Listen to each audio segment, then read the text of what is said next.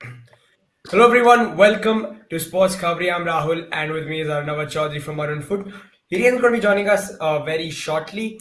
We're here to look ahead to the Asian Cup 2023. I mean, it is played in 2024, but Asian Cup 2023. We also have Australia in our group, the big boys in the group, and we're here to sort of break down their squad, analyze them, and see where the threats are going to come from when we face them on January the 13th. Yeah. So, Arnava, first things first, Australia, big names in our group, and they really did well in the FIFA World Cup last year in Qatar. They cleared the group stage. They went into the round of 16, faced Argentina, lost 2-1. All in all, quite positive result from the World Cup, right? I mean, a lot of them would have gone back with their heads held high.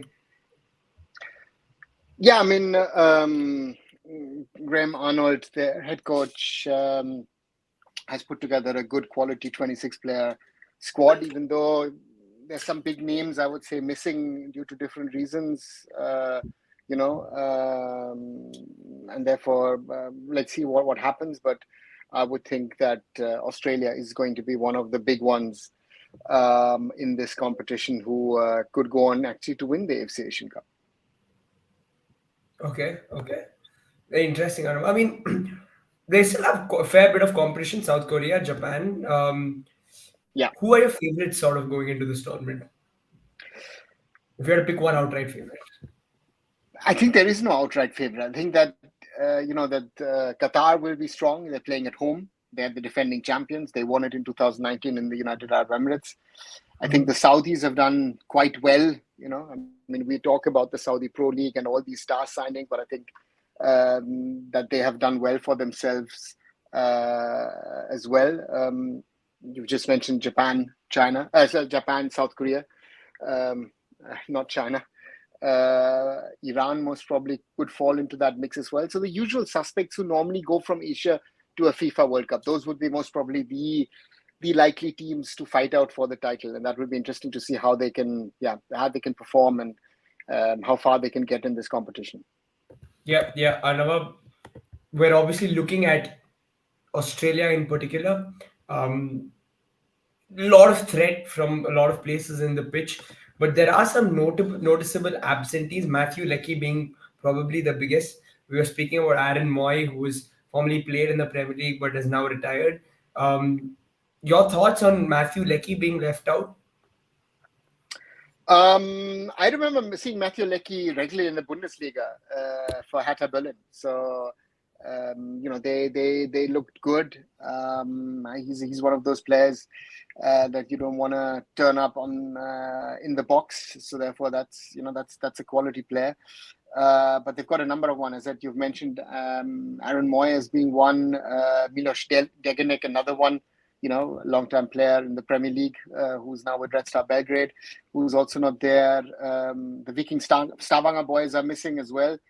Some of them who I've seen in action in Norway. I think Rustic missing. So they've got quite a few odd, especially the young strikers. I think Garankuol and Nestori Irankunda, who's going to get transferred next summer to Bayern Munich. Those are the ones where one would thought, okay, good. Is he going to give the young boys who are sort of 17 and 19 a chance?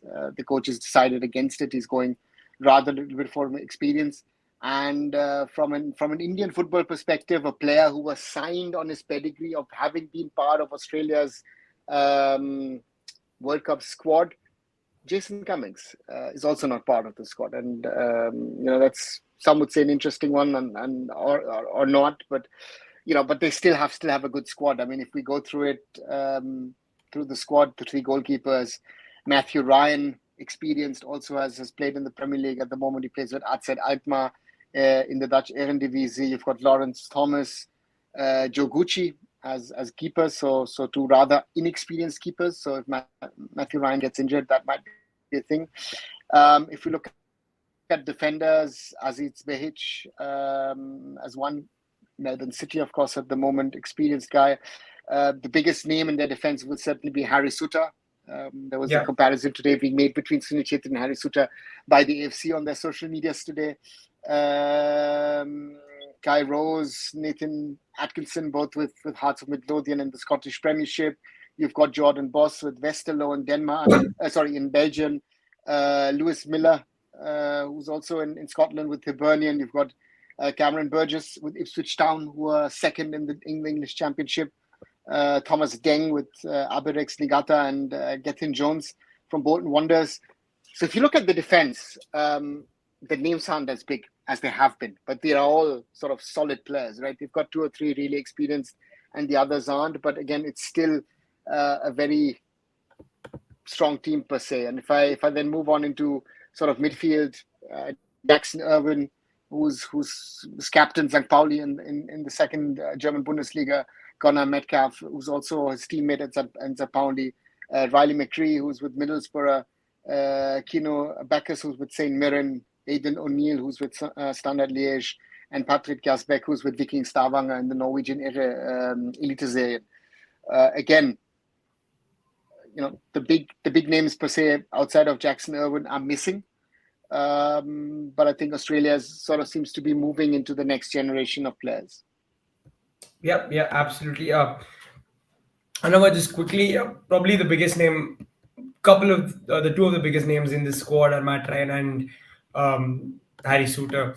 Matt Ryan, of course, I saw him for a short spell at Arsenal. He came in probably for 6 months or so, but he was good. Whenever called upon, he did a job, and of course, he's experienced. He's played in the Premier League. He's played for Australia for a while now, and is he sort of the leader of the group, or is it Harry Suter who is going to sort of call the shots? I think Harry Suter to some extent, and I think Jackson Irwin is one of those guys who's going to be very, very key. I mean, those are amongst the experience, even though we've not talked about the strikers. If we just want to finish off the strikers, well, Mitchell Duke, who's at Machida Selvia, Martin Boyle, also with Hibernian, Craig Goodwin, who's with Al Wada in the Saudi Pro League, Marco Tilio, who's with Celtic. Then comes a very, very interesting one, Bruno Fornaroli, who is 36, is with Melbourne Victory. Uruguay born, has received his citizenship. So, that could be an interesting sort of addition to that squad. Samuel Silveira, who's with Middlesbrough. Kusini Yengi, who's with Portsmouth, top of the English League One, which is the 3rd tier of English football.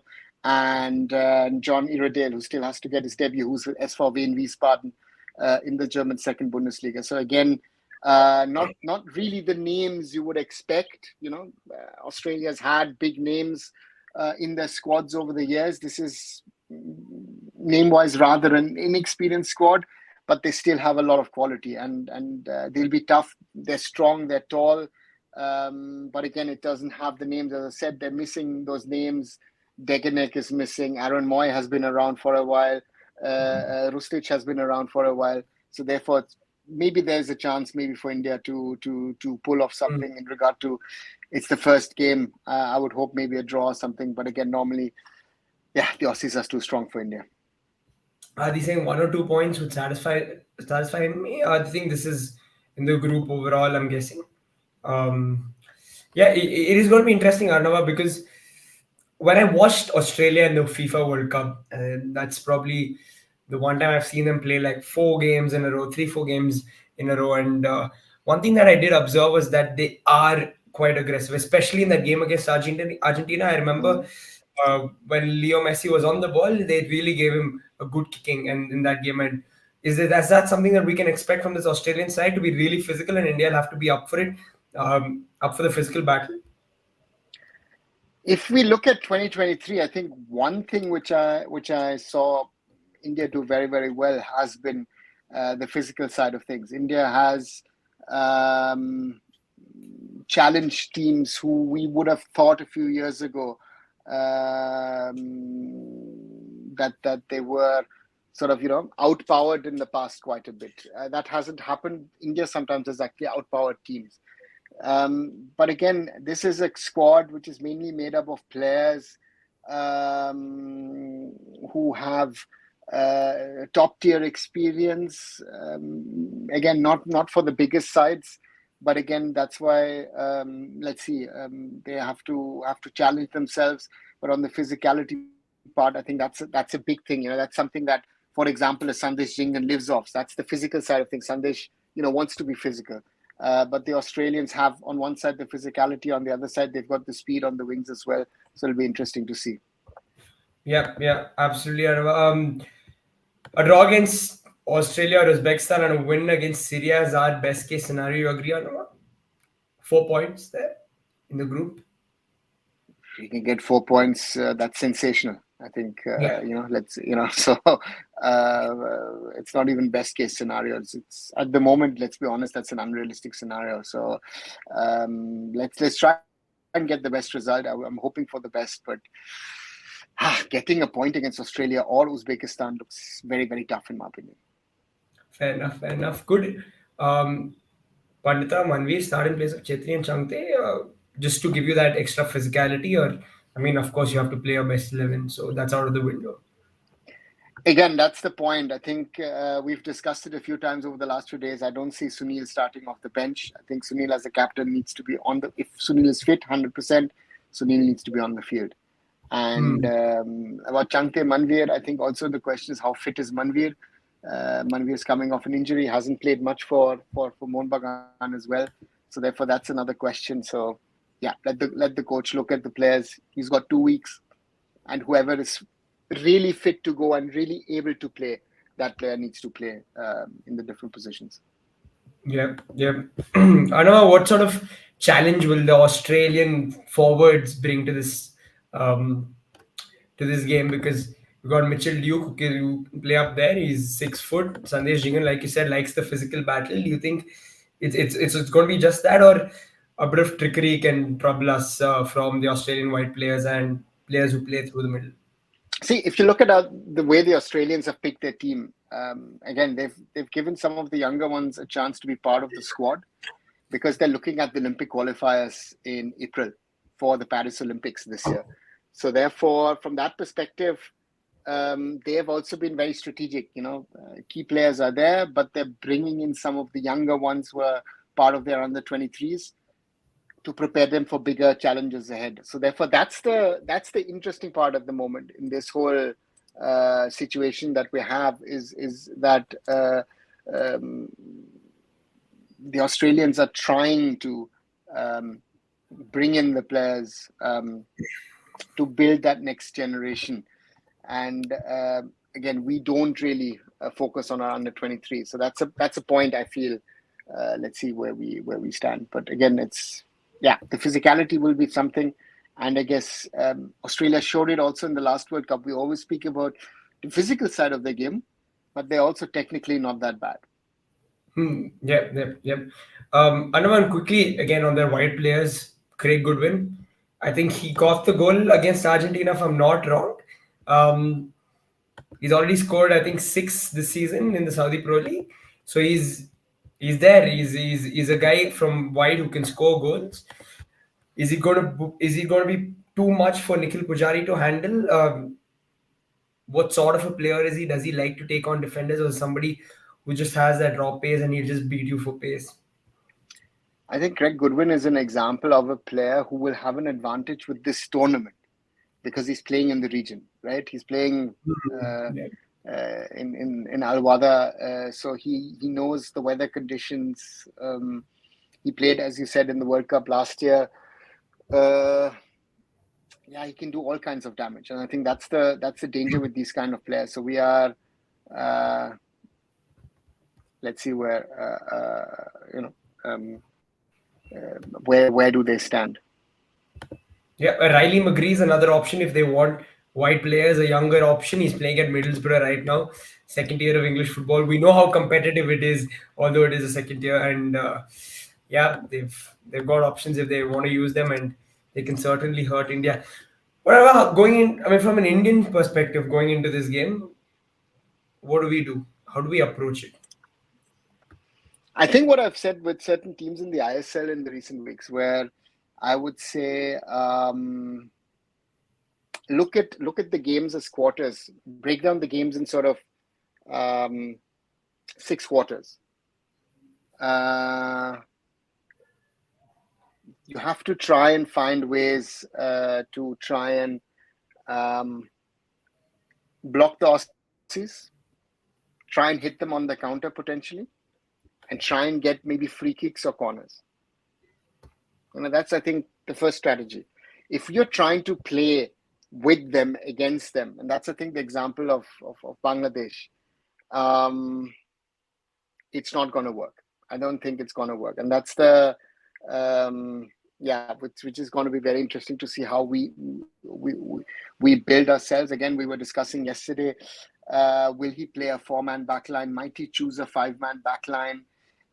Because he's played back 3 in the past, Igor Stimac. So therefore, that's going to be a challenge, and it'll be interesting to see how he really sets this team up. I think that's going to be the interesting one, and let's see how it goes. And let's see, and Sushmit, also from my side, Happy New Year to you as well. Yeah, absolutely. We'll be in a tough spot without Sana. Singh, again, the coach has decided to take on younger defenders in Mehtab and in Lachungunga, while on the other side, he's decided to use Beke and Pritam, who could potentially play in the right back position, but also as centre backs. Let's see where we go. Yep. Australia, are all Australians, I think, Adi is asking whether they're from Australia, they'll feel like they're diaspora players. I know a number of diaspora players that Australia have. I think the ones where you think they sound Aussie, they are the diaspora players. The ones who are, that's the reality. Those English-sounding names are actually Aussie-born English players. And the others are born in Australia, right? So they're not diaspora players per se. And Australia is a multicultural society with people from all around the world going over there. So therefore, they are not diaspora players. Yep. As per our definition. Yeah. Yeah. What do you think our backline should be, Arnav? Because again, interesting game. It's a tough side. Say we play a 4-man backline. Who would the 4 be? Again, I think Nikhil Pujari and Akash Mishra to me are the given ones. Sandesh Jingan is a given, and then the decision is: are we playing a 4-man backline or are we playing a 5-man backline? Rahul Beke played the last 2 matches and played very well in the last 2 matches. So that's Beke does get in for me at the moment. If he plays a 5-man backline, then potentially Pritam Kotar also comes in. So we have, So therefore, we have this situation of who makes sense or who doesn't make sense. Again, that's the question for the coach to answer. Who is he going to play? He has options, but again, he has to decide which option he goes for. Would you go with the back 5 or Nama, personally? As the white players, Pujari and Akash, while I go Pritam, Sandesh, Rahul Beke. Okay, interesting. So then you would play a 2-man midfield, Apuya and Suresh, without a number 10? Yeah. Okay. Yeah, interesting. So I know then the idea would be to just sit back and counter fast with your white players. Fast, and depending with your white players, again, and there you have Mahesh on one side, you could use Liston on that side, you could use Changte, Manveer, or Changte even on the left. You have options. So that's going to be the interesting one. Who do you use? You could even go and sort of play a 5-3-1-1, where you potentially say, listen, I will... you put in maybe even a Deepak Tangri, put in a second blocker, and leave it up to Sunil +1 to do the damage up front. So again, the coach has to find the right options, I guess, which makes sense for him to play the system which works for him. I think that's the question for Igor Stimac, to find to play around and find the right system with which he can cause Australia problems, or keep Australia as far away as possible from your own goal. Yeah, then if this is the system that we do employ, then the question of an attacking midfielder is out of the window. So Brandon or Thapa doesn't matter, right? Yeah, Yeah. to me, So yeah. yeah, absolutely. So that means this is what Arna was expecting, a sort of defensive approach, and then we hit hard on the counter, and possibly take our chances when they come. Um, Again, Arnav, goalkeeper pretty straightforward for you because I know we spoke about it yesterday, but Gurpreet or At, Amritsar at the is moment, at the um, moment for the first game, certainly Gurpreet, and then let's see. Um, it's not. It's we'll have to wait and see what the coach then decides.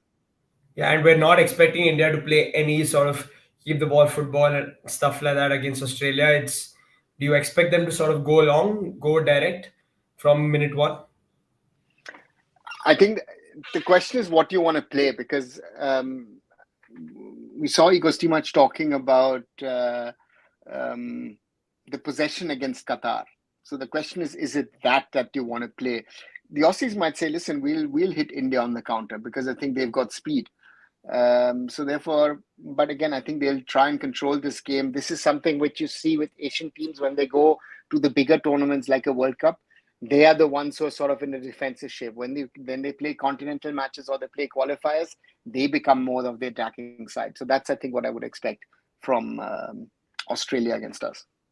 What would be more dangerous? I don't know. I mean, would it be if we held on to the ball and let them play on the counter and they hit us and score a couple with that pace that they have, or let's us sitting back, and then them eventually breaking through? The What? question the question is how much can we absorb?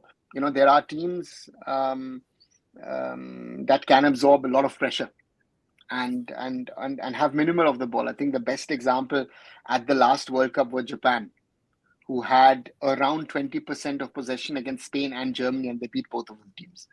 So therefore, and when they had to themselves control the ball in the match, they had their problems, and that's the challenge that you have. Is what is the style? How much pressure can you sustain? I think that's the challenge that India has. And do you, to some extent, yes, you'll have to try and keep the Aussies as far away as possible from Gurpreet's goal or India's goal. Yep. Anava, okay, we have spoken a fair bit about Australia. We sort of know their threats. And moving to India, do we have any news on Indian players? We've got a fair few injuries. Any fresh updates that you can give us on Indian players? See, I think the whole squad is training at the moment. There's been no updates in regard to some of the players who are carrying some niggles or injured. There's a lot of speculation going on at the moment regarding Sahal. What is his fitness status? And there seems to be quite a bit of an opinion, I think, at Mohun Bagan, that they are unhappy that he's actually gone for the Asian Cup, because they think he might play a little bit in the last match, but not more in this tournament. So there might be, maybe there is a point of discussion to be had. So therefore, yeah, that's where things stand at the moment. Anavan, on Sahal, are we sure that he's going to miss the first two games, or what does it look like? See, that's the point of speculation at the moment. It depends on the recovery, but what seems to be sure at the moment is that he's not going to be part of the first match. That's 100% given. And from what I understand is I think Sahal might also miss the second match. Again, that's the status on the 2nd of January 2024. Recovery can be faster, recovery can be slower. So therefore, again, we can't influence it anyway. We'll have to wait and see. I would love to have watched Sahal play all three matches. But again, if he's not fit, he's not fit. That's a sad reality in football. So hopefully Sahal recovers and plays a little bit in the Asian Cup. But I don't think, let's see what the status is at the moment. Yeah, Anava, in his absence, where do we go? What do we do? In the meanwhile, I mean, we've got Brandon, but if he doesn't start, then it's an obvious choice. You bring him on. If Brandon does start, do we have another creative presence who can potentially play the number 10 role? Because to be honest, at times I've seen Sunil Shetty sort of drop deep and do that for BFC and a couple of times for India, and he's not too bad at it whenever because he's got the technical ability.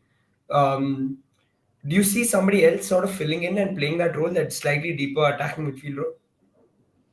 I mean, from a second striker or an attacking midfield role? Again, if Brandon, again, first of all, I'm happy that Brandon is fit to play. I think that's the most important thing, that he's come back also from injury and he's fit to play. We have options. I think we have options in regard to Anirudh Thapa or potentially even Apuya, to say that, listen, I will play with the Suresh and Deepak Tangri as my blockers, and I put Apuya a little further in front. I think Apuya has learned a lot from Ahmed Chahu at Mumbai City, and he's learning a lot now also from Joel van Neef. So therefore, those could be sort of the different options to play around with your sort of attacking midfield positions.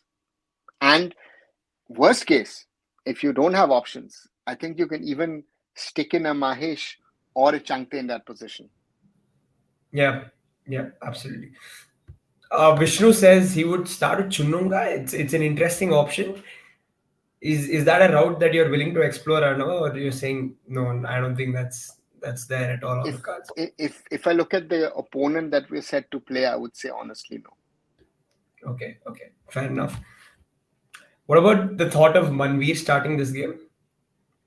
Again, I think it's a toss-up regarding Manveer and Changte.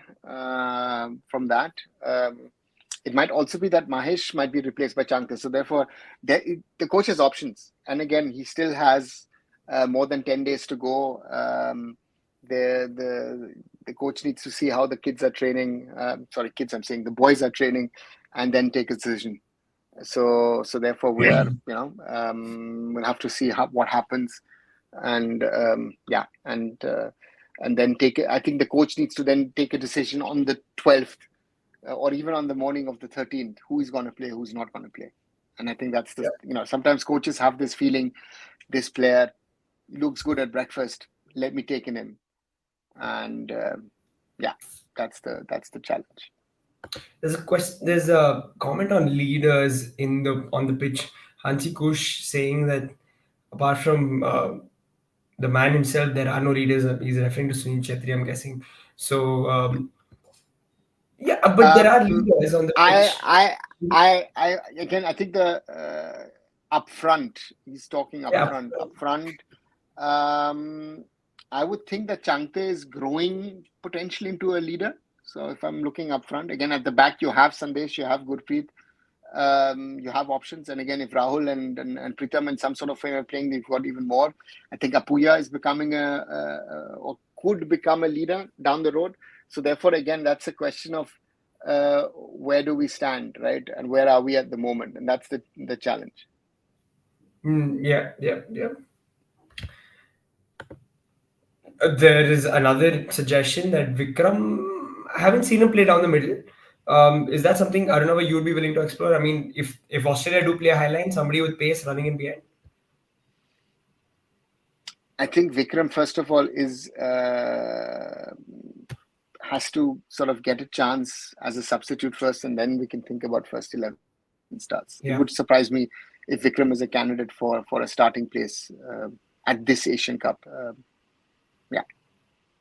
Yeah. Of course, there's always the threat of Harry Suter from corner situations, set piece situations. In those cases, Arunava, who is it? Sandesh Jingan has to sort of. You've got to take on that responsibility and make sure that he doesn't get a free header on.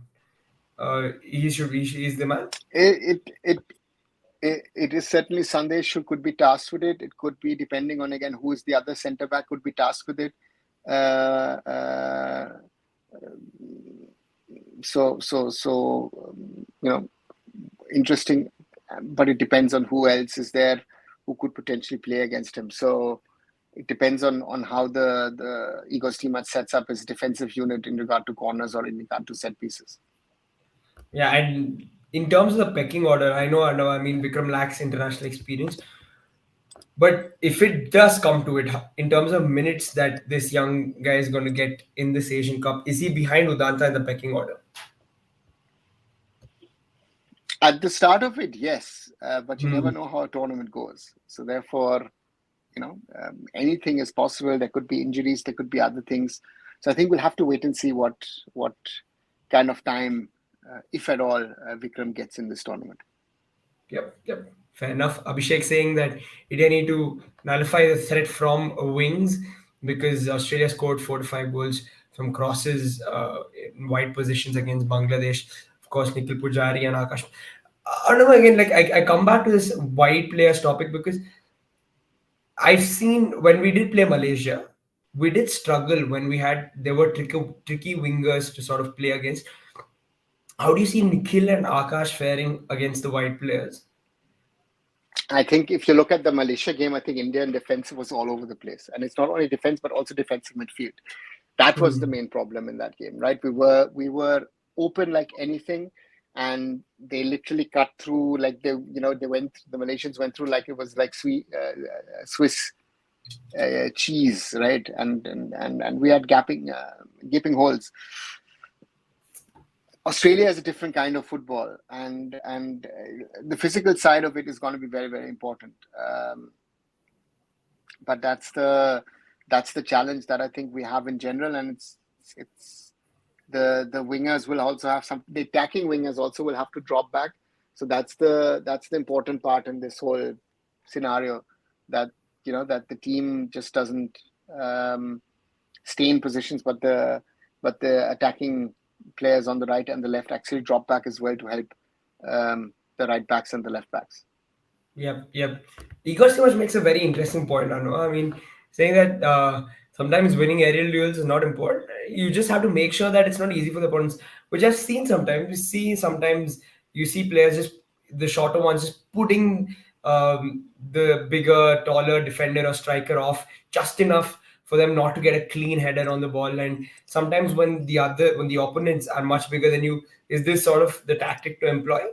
To just sort of give them a little bit of a nudge to put them off. It is one of the many points that you can sort of use it to your advantage. Uh, um, Again, we will have to be sometimes also smart. So therefore, yeah, let's see how we do it. I think the Aussies are physically. Uh, Aussies have always been physically a strong team. I think one of the strongest in Asia.